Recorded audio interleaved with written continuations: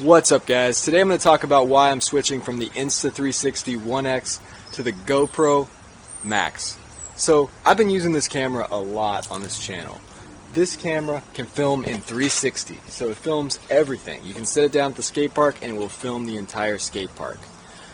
But the problem with this camera is it is extremely fragile. There's these lenses that stick out on both sides, and to fix them it's $100 and you have to wait for months.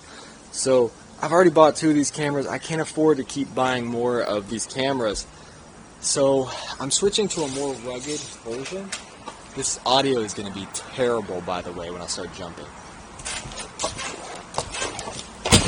Okay, so with the GoPro Max, you can put these little covers right over the lenses, and they're only about $20. They're really tough too, so it's also waterproof, and you don't have to have any kind of casing. When I put a casing on this Insta 360, it really messes up the quality of the stitching. You know, there's a lot of weird light fragments and stuff like that. One thing I really like about this camera is how smooth it is when I'm jumping on the trampoline. So I'm going to do a few tricks. Maybe.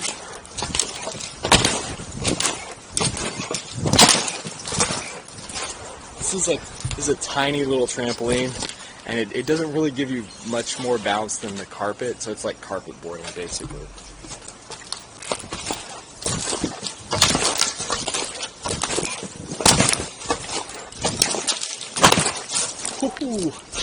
Alright, so you can kind of see how smooth this is just walking or jumping on the trampoline.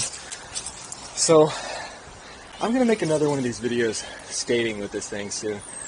And as soon as I get the GoPro Hero Max, definitely going to do a review on it as soon as possible, because everybody's really super excited about this camera. It's got better audio and it stitches all the files in camera, so really excited about that.